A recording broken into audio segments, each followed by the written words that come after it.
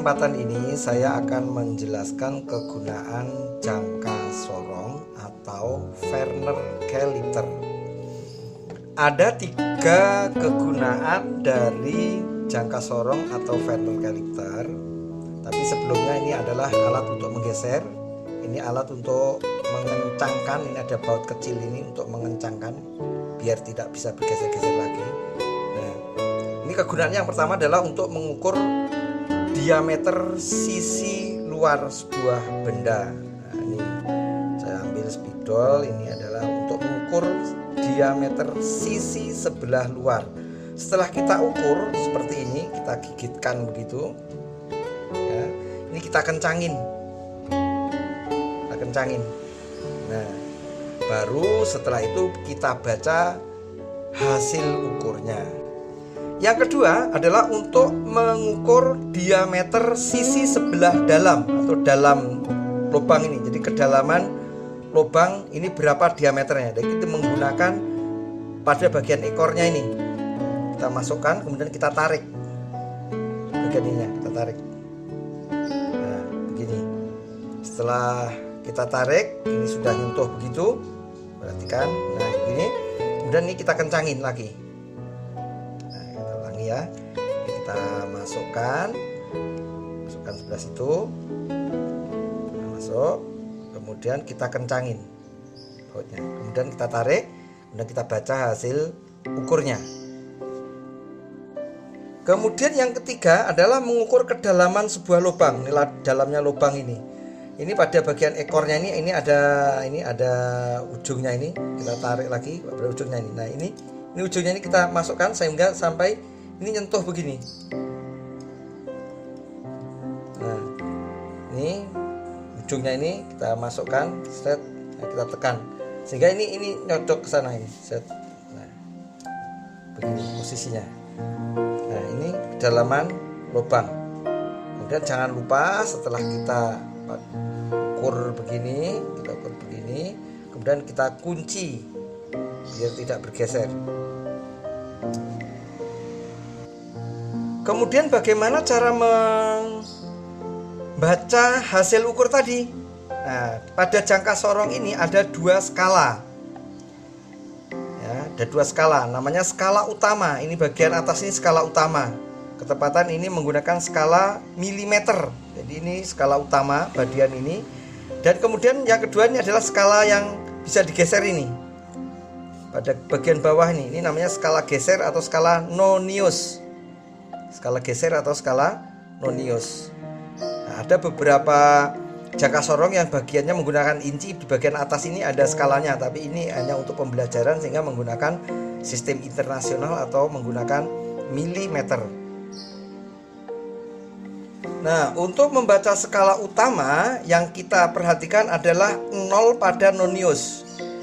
0 pada nonius ini di angka berapa pada skala utama? Yang kita baca skala utama ya. Tapi penunjuknya adalah 0-nya nonius. Nah, ini angka 0, 1 itu artinya 1 mili, 1 cm, 1 senti berarti 10 mili. Berarti ini 11, 12, 13, 14, 15 mili, 15, 16, 17. Berarti skala utamanya ini menunjukkan angka 17. Ini angka 17. Oke, kita tulis SU sama dengan 17. Skala utama 17. Nah, bagaimana membaca skala nonius? Untuk membaca skala nonius yang kita lihat ya nonius yang bawah. Tetapi bagaimana caranya? Nah, kita cari yang segaris dengan skala utama. Jadi antara skala nonius dan skala utama membentuk garis lurus. Garis kita cari. Nah, ini angka di angka 5. 4 masih agak geser dikit. 5 atau 6 nih sudah agak geser. Jadi ini 5. Ada 5. 5. Jadi kalau ini skala noniusnya adalah 5. Karena SN-nya tadi 5, kita tuliskan 0,5. Oke, kita tulis 0,5. Sehingga cara membaca hasil ukur pada jangka sorong tadi adalah 17,5 mm. 17,5 mm. 17 skala utama, 0,5 mm, tadi di angka 5 berarti 0,5 mm, sehingga kita baca 17,5 mm. Bagaimana cara menyampaikan hasil ukur? Dalam menyampaikan hasil ukur itu bisa menggunakan kurang lebih, karena ini bisa kurang bisa lebih. Mata kita tidak bisa mendeteksi sejeli itu, maka kita harus menyadari bagaimana kejelian mata kita. Maka cara menyampaikannya adalah harus kita tulis. Nah, cara menyampaikannya adalah 17,5 plus minus 0,05 mm. Kenapa kita plus minus 0,5 mm? Itu artinya kurang dan lebih setengah dari skala terkecil dari alat ukur itu. Ketepatan alat ukurnya adalah jangka sorong.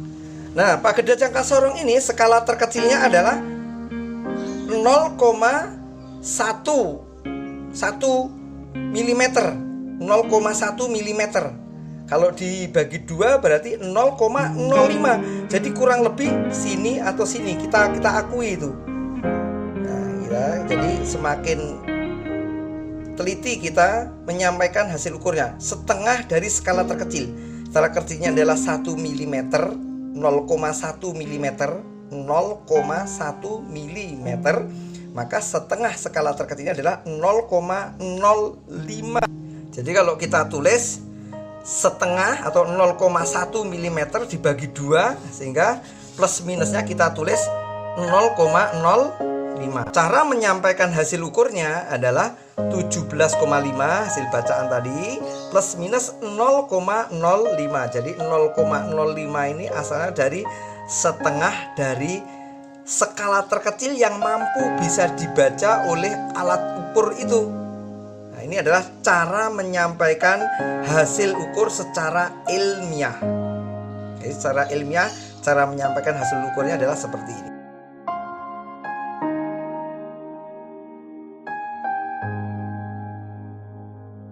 Oke, pada kesempatan ini saya akan menjelaskan tentang micrometer scope. Ini adalah alat micrometer scope. Ini bisa diputer-puter dan ini adalah penguncinya. Kalau ini kita kunci ke arah sini, maka ini tidak bisa diputer. Tapi kalau ini kita kunci ke sini, maka ini mudah diputer, bisa diputer, bisa digeser.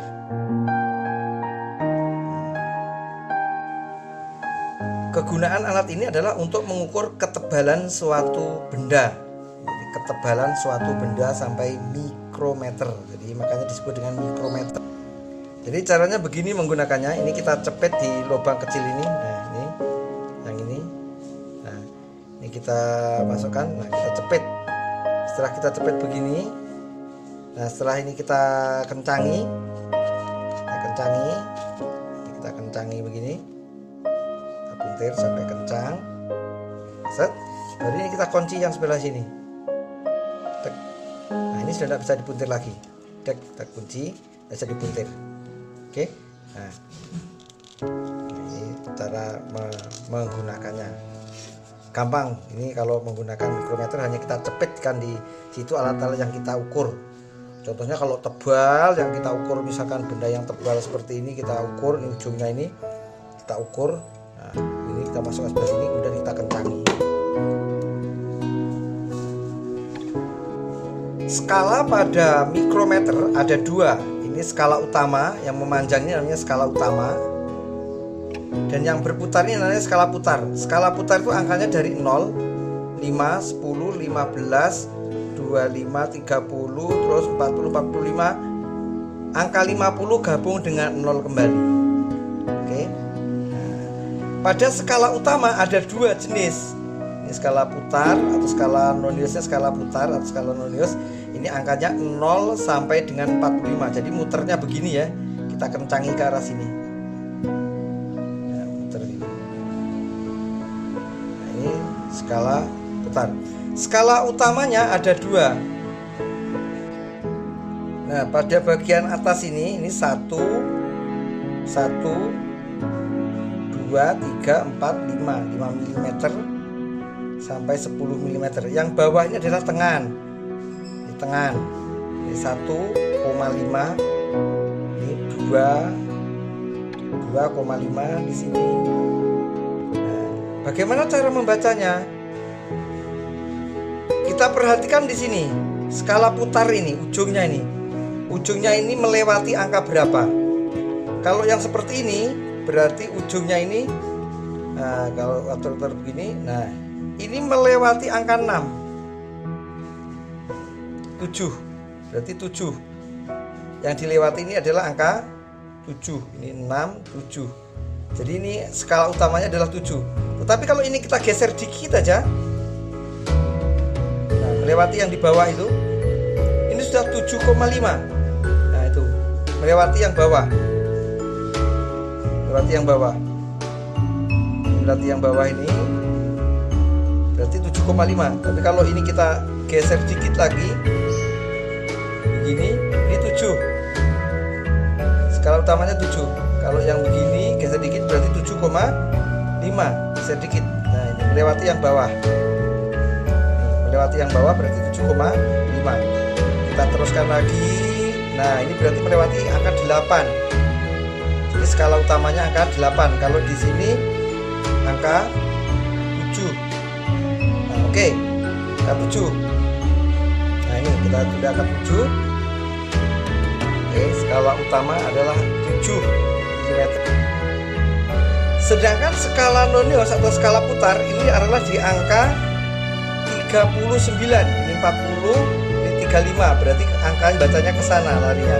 Ini bukan 41 tapi ini 39. Kalau 41 berarti di sini.